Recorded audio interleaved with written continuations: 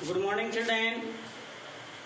आज मैं आप लोगों को एक्सपेंशंस एंड कॉन्ट्रैक्शंस बताएंगे चेंज अराउंड अस में।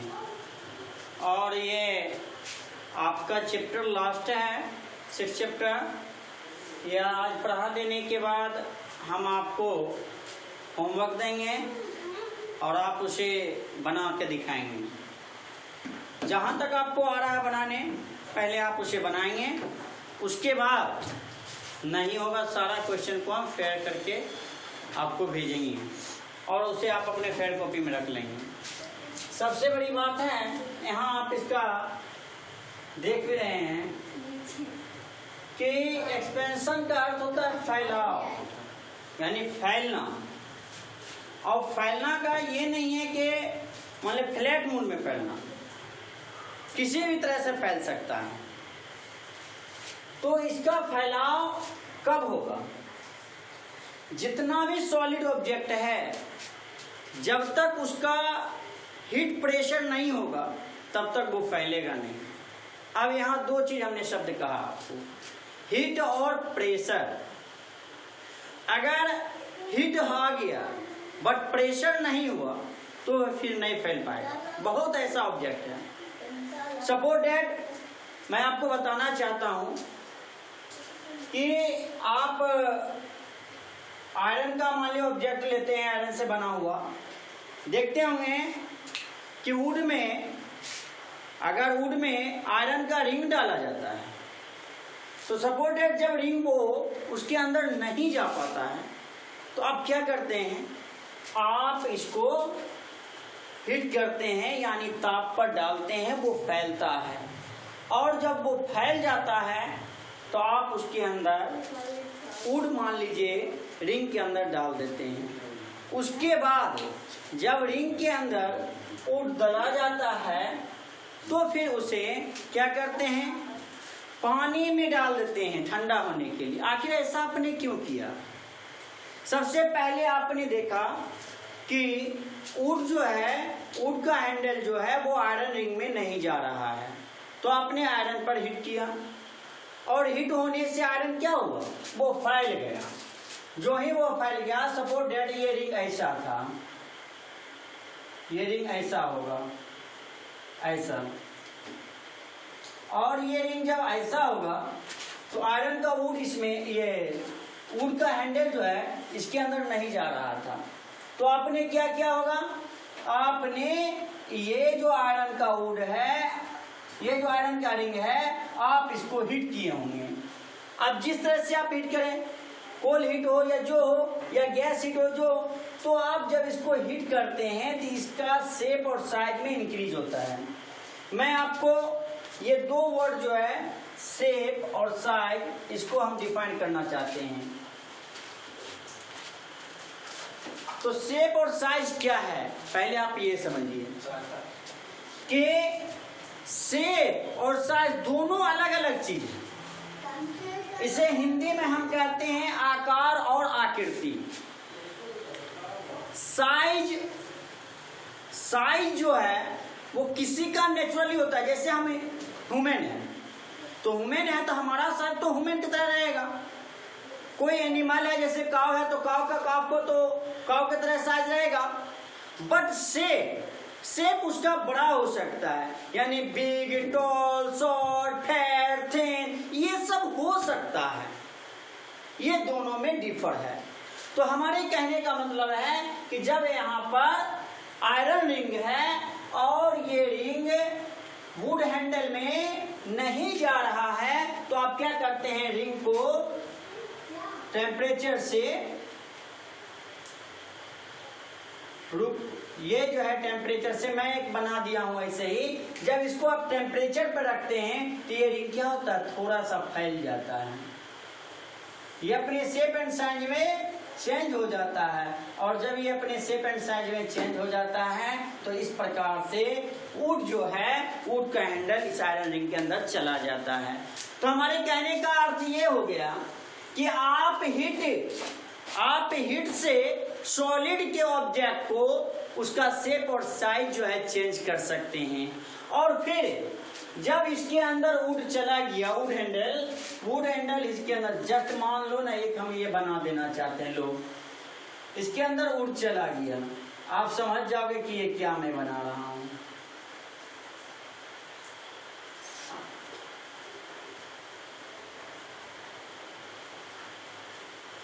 क्या है ये आप देखते हैं हसुआ जिसको कहते हैं, है ना, ये है। तो इसके हैंडल को यानी आप वुड के अंदर डाल रहे हैं और उसके ऊपर मान लीजिए रिंग डाल रहे हैं।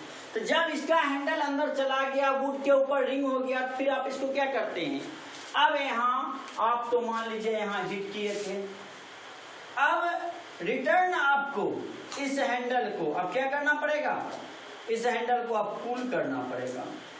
जब आप इस हैंडल को कूल कर लेते हैं, कूल करने के बाद जब इस हैंडल को आप कूल कर लेते हैं तो जो ये हैंडल थोड़ा सा ढीलापन होगा वो अब पूरा टाइट हो जाएगा, और हमें टाइट रखना पड़ता है, एकदम ही टाइट हो जाएगा। और जब टाइट हो जाएगा तो यही चीज इधर से उधर हिलता डुलता नहीं है। तो आप जान रहे हैं आयरन के लिए भी एक्सपेंशन और कॉन्ट्रैक्शन जरूरी है। लिक्विड में देखिए, आपके घर में थर्मामीटर हो सकता है, या डॉक्टर के पास भी आप जाते हैं तो थर्मामीटर रहता है जिससे टेम्परेचर मेजर किया जाता है। तो थर्मामीटर के अंदर मरकरी होता है, और ये मरकरी क्या है, एलिमेंट है ना। तो इसमें भी एलिमेंट में मेटल है, नॉन मेटल नहीं है। तो मरकरी अंदर में थर्मामीटर के अंदर एकदम पतला सा लाइन होगा, वो चमकते रहता है, एकदम ही ब्राइट होता है। तो जब उसे ह्यूमन बॉडी में रखा जाता है थर्मामीटर को, जितना टेम्परेचर बॉडी का होगा वो मरकरी आगे बढ़ता चला जाता है। तो वहां भी क्या हुआ, एक्सपेंशन हुआ कि टेम्परेचर से वो मरकरी जो मेटल है वो एक्सपेंसिव हो गया, आगे फैल गया।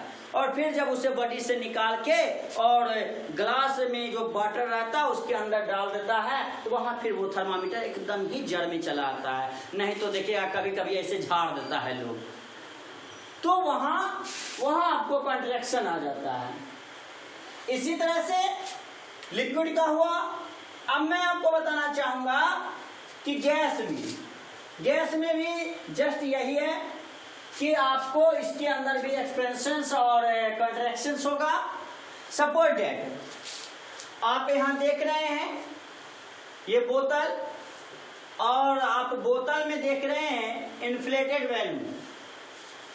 तो इन्फ्लेटेड बैलून देख रहे हैं, क्या है कि बोतल के अंदर एयर है, वो भी कौन सा एयर है, कैसा एयर है, वो हॉट एयर है। या आप इस बोतल के अंदर हॉट वाटर डाल देते हैं, हॉट वाटर, ठीक है, हॉट वाटर डाल देते हैं, और इस बोतल में आपका कूल वाटर है, कूल वाटर। तो हमारे कहने का मतलब ये हो गया है कि हॉट वाटर जिस बोतल में है वो बैलून देखिए कितना इन्फ्लेटेड है, पूरा फैला हुआ है। और जिस बोतल में कूल वाटर है, क्या वो बैलून फैला हुआ है, वो बैलून फैला हुआ नहीं है। हम यहाँ देख पा रहे हैं कि एक्सपेंशन एंड कॉन्ट्रैक्शन जो हमारा आ रहा है, वो जितने भी ऑब्जेक्ट हैं, चाहे वो ऑब्जेक्ट सॉलिड में हो, चाहे वो लिक्विड में हो, चाहे वो गैस में हो, उन सारे के ऊपर इफेक्टेड होता है। एक सिंपल सा और मैं एग्जांपल आपको देना चाह रहा हूं। सपोज दैट गुल्ली आप लोग खेलते हैं ना, पिल गुल्ली, वो एक बोतल के अंदर आपने डाल दिया, अब वो गोली वो निकल नहीं रहा, आप क्या करेंगे, उसे आप कैसे निकालेंगे? क्या वो बोतल को फोड़ देंगे? नहीं, आप बोतल का जो माउथ होता है, नेक होता है, ये इसको आप हीट करेंगे, गर्म करेंगे। जब हीट करेंगे तो आप जान गए कि हीट करने के बाद जो ऑब्जेक्ट है वो फैलेगा, फैल जाता है और अपने आप गोली फिर निकल जाता है। तो बच्चों, हम अपने घर में भी इस तरह का बहुत सारा चीज देखते हैं। आप देखते होंगे प्लास्टिक का पाइप, अगर एक पाइप दूसरे पाइप में नहीं जा रहा है, वो पाइप को क्या किया जाता है, गर्म कर दिया जाता है, और फिर दूसरा पाइप उसके अंदर आराम से चला गया, तो क्लियर होता है। इससे क्या है, यानी इंप्रेशन क्या आ रहा है, इंप्रेशन क्या आ रहा है, निष्कर्ष क्या आ रहा है, निष्कर्ष ये आ रहा है कि जितना भी ऑब्जेक्ट है, वो ऑब्जेक्ट चाहे सॉलिड हो, लिक्विड हो, गैस हो, वो सारा का सारा ऑब्जेक्ट के ऊपर हीट और कूल इफेक्टेड होता है। हीट होने से ऑब्जेक्ट के शेप एंड साइज में चेंजिंग होता है, चूंकि वहां वो ऑब्जेक्ट एक्सपेंसिव हो जाता है, और जबकि उस पर कूल का भी इफेक्टेड है, ठंड का भी है, वो ऑब्जेक्ट आपका क्या होता है, कॉन्ट्रैक्टिव भी हो जाता है। तो हम इस तरह से अपने डेली लाइफ में भी बहुत सारा चीज को हम देखते हैं। उसके बाद आपका एक और था, वो था मान के चलिए कि हीट और मिक्स जो है वो आपका रीजन था चेंज का, उसके बारे में भी हमने पहले वीडियो में आपको बता दिया था। अब आपका ये चैप्टर एंड होता है। तो आपको अभी तक हमने इस चैप्टर में क्या क्या पढ़ाया आप ये जान लीजिए। थोड़ा सा अपने माइंड को रिमाइंड कीजिए और आप देखिएगा कि आपको इस वीडियो में हमने क्या पढ़ाया। सबसे पहले आपको अपने घर में, अपने आसपास, इसमें एनवायरनमेंट में जो ऑब्जेक्ट चेंज हो रहा, वो चेंज होते ऑब्जेक्ट को हमने आपको जानने के लिए कहा कि आप बताएं कि कौन कौन सा ऑब्जेक्ट चेंज होता है। फिर हमने वो चेंज का क्या क्राइटेरिया है, क्या कैटेगरीज है, उसको हमने क्या आपको मान ले रिवर्सिबल चेंज और इरिवर्सिबल चेंज के बारे में बताया। रिवर्सिबल चेंज और इरिवर्सिबल चेंज के बारे में बताने के बाद आपको हमने फिजिकल चेंज और केमिकल चेंज के बारे में बताया। उसके बाद आपको स्लो चेंज और फास्ट चेंज के बारे में बताया। फिर हमने बताया कि आखिर ये चेंज क्यों होता है, तो इफेक्टेड था फोर्स, हीट, मिक्स, ये इन सारी चीजों से वो चेंज होता है। तो बच्चों ये चीज को आप याद रखो, रिमाइंड करो अपने माइंड को कि सर ये 4th वीडियो हमको भेज रहे हैं और यहाँ तक में हमने क्या पढ़ा क्या नहीं पढ़ा। और आपको अगर ये चैप्टर में कहीं से भी कोई दिक्कत हो रहा है तो चारों वीडियो को आज जो मैं फिर सेंड करूंगा वो सभी वीडियो को फिर से देखें और घर बैठे आप क्लास कर रहे हैं आराम से, और मुझे उम्मीद है कि आप अच्छा से कर रहे हैं। आपको कई बार हमने क्वेश्चन दिया लेकिन उसका आंसर भी आप ग्रुप पर भेजे हैं। हमारे पास बहुत बच्चे हैं ऐसा जिसका आंसर नहीं आया है। अब ये चैप्टर का जो जितना क्वेश्चन आंसर है इसमें मैं आपको बताना चाहूंगा, ये आपकी किताब है और आप इस स्कूल में हाई क्लास के स्टूडेंट हैं, 6th क्लास में हैं, तो मैं चाहूंगा कि आपका जो question A, B, C, D, ABCD जो 69-70 पेज है इसको आप सॉल्व करेंगे। A, B, C, D page 69-70 ये आप सॉल्व करके व्हाट्सएप ग्रुप पर भेजेंगे। उसके बाद जितना भी है मैं सारा क्वेश्चन आंसर जो है आपको फेयर करवाऊंगा। टोटली फ्रेश आंसर आपके व्हाट्सएप पे जाएगा, लेकिन आप अपने फेयर कॉपी में उसको जरूर नोट करेंगे। एक बार वीडियो को ये स्क्रीन पर जितना भी बोर्ड पर जितना चीज है उसे देखें और खास करके ये क्वेश्चन जरूर। मैं चाहूंगा कि आप अगर अच्छा पढ़े हैं इस चैप्टर को तो इसका क्वेश्चन आंसर जरूर बना के दें, और उम्मीद करते सारा क्वेश्चन आंसर आपका हल हो जाएगा।